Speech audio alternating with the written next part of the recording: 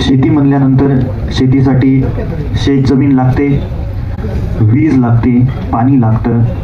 शेतात पिकवलेल्या मालाला भाव मिळाला पाहिजे आणि जे शेतात कष्ट करतात, महिला असतील, युवक असतील आणि ज्येष्ठ मंडळी, त्यांचं आरोग्य व्यवस्थित असणं गरजेचं आहे.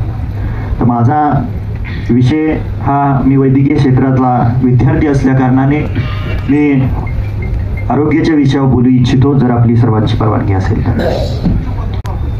या देशामध्ये बच्चू भाऊ, PGR कंपन्या, ज्या फर्टिलायझर आणि खताच्या ज्या कंपन्या आहेत, मगाशी एका वक्त्यांनी सांगितलं, मला वाटतं रमेशजी जाधव साहेबांनी सांगितलं, की या देशामध्ये ज्या कंपन्या आहेत, तामिळनाडूमध्ये, तामिळनाडूचं आणि महाराष्ट्राचं उदाहरण दिलं बहुतेक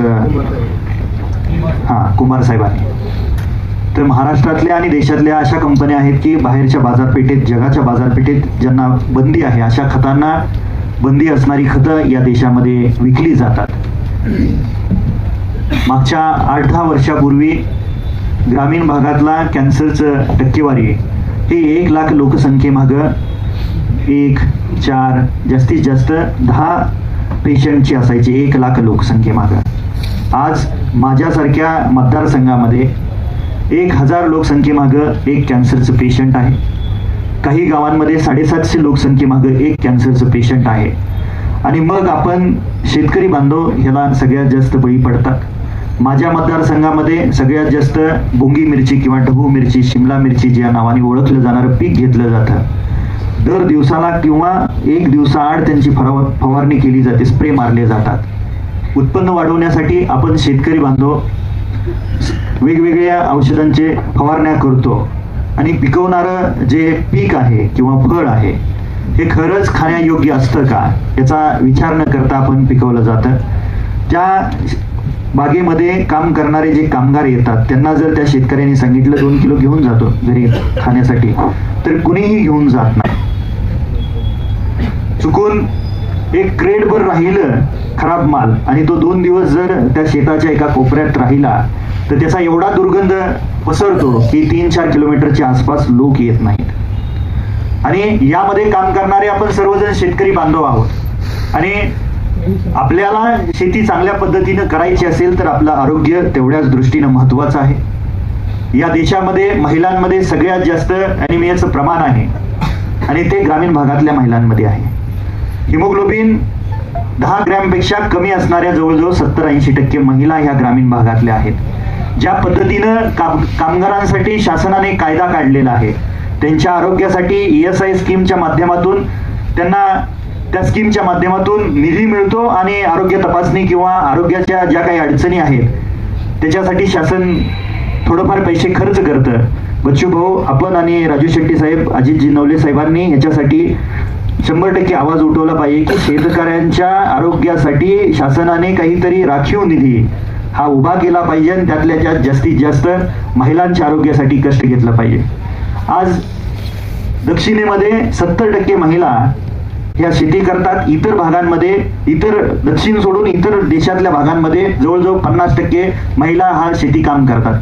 पण त्या सगळ्या प्रकारची कामं करतात, गुरं सांभाळण्यापासून लावणीपासून काढणीपर्यंत आणि ते बाजारपेठेत पाठवण्यापर्यंत. पण महिलांच्या आरोग्याकडे आपण लक्ष देत नाही. भूतान हा देश सगळ्यात जास्त महिला काम करणाऱ्या देश म्हणून ओळखला जातो आणि त्यातल्या त्यात सेंद्रिय शेती त्या भागामध्ये, त्या देशामध्ये सगळ्यात जास्त घेतली जाते.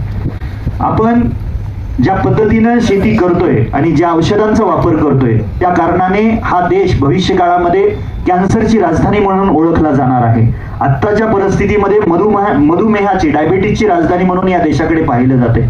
ज्या पद्धतीनं पंजाब आणि हरियाणामध्ये गव्हाचं क्रांती झाली आणि त्या क्रांतीमुळं आज या राज्यातल्या मुंबईच्या टाटा कॅन्सर हॉस्पिटलला तिकडून किंवा दिल्लीच्या एम्स हॉस्पिटलला ज्या पद्धतीने कॅन्सर रेल्वे म्हणून पाठवल्या जातात, त्याच पद्धतीनं भविष्य काळात जिल्ह्याच्या ठिकाणी बसेस, कॅन्सर बसेस म्हणून आपल्याला पाठवाव्या लागतील. याला आत्ताच आपण गांभीर्याने पाहिलं तर त्याच्यासाठी सर्वांनी आपल्या कुटुंबापुरतं तरी सेंद्रिय पद्धतीनं धान्य घेणं गरजेचं आहे. ज्या काही पालेभाज्या असतील, फळभाज्या असतील, त्या घेणं गरजेचं आहे. बाजारातून आपण कुठलंही माळवं आणणार नाही अशी आपण शपथ घेऊन जर भविष्य काळामध्ये पाऊल टाकलं तर निश्चितपणे याच्यावरती आपण थोडाफार आळा घालू शकतो असं माझ्यासारख्याला वाटतं. ज्या पद्धतीनं शेती ही निसर्गावर अवलंबून आहे, युवकांनी आणि तरुण शेतकऱ्यांनी पूर्णपणे AI टेक्नॉलॉजीचा वापर करून आपण या वर्षी कोणतं पीक घेतलं पाहिजे, किती प्रमाणात पाऊस पडेल याचा विचार करून जर शेती केली तर मला वाटतं शेतकरी कदापिही अडचणीत येणार नाही. माझा शेतीवरती खूप जास्तीचा अभ्यास नाही, पण रमेशजी जाधव साहेबांनी सांगितलं की कर्जमाफी केली तर या वर्षीच्या कर्जमाफीमुळे 35,000 कोटी भार हा आपल्या शासनावरती पडणार आहे. शक्तीपीठ मार्ग करत असताना बऱ्याचशा 80% शेतकऱ्यांचा विरोध असताना 86,000 कोटीचा भार हे शासन कसं काय घेऊ शकतं. शेतकरी आज अडचणीत आहे, त्याच्या गळ्याला फास आहे. महत्वाचं आहे त्या शेतकऱ्यांना या अडचणीच्या काळातून वाचवणं. 35,000 कोटी आणि 86,000 कोटीतला फरक पाहिला तर मला वाटतं 35,000 कोटी खूप छोटी संख्या, तुलनेमध्ये छोटी संख्या आहे. तर निश्चितपणे शासनाने आणि या सरकारने शेतकऱ्यांच्या कर्जमाफीसाठी वेळेत विचार करणं गरजेचं आहे.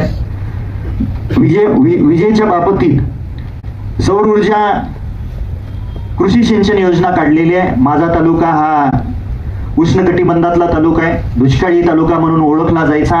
आता थोडंफार त्या ठिकाणी सिंचनाचं क्षेत्र वाढलेलं आहे. ज्या काळामध्ये ऊन जास्त असतं त्या काळामध्ये आमच्या भागात पाणी नसतं, आणि ज्या काळामध्ये पावसाळ्यात पाणी असतं त्यावेळेस ढगाळ वातावरण असतं. आणि अशा विरोधाभास परिस्थितीमध्ये त्या सौर ऊर्जेचा आमच्यासारख्या भागातल्या शेतकऱ्यांना कदापि फायदा होणार नाही. याच्यासाठी आपण सर्वजण एकत्रित येऊन लढलं पाहिजे. जनशक्ती YouTube चॅनेलला सबस्क्राईब करून बेल आयकॉनवर क्लिक करायला विसरू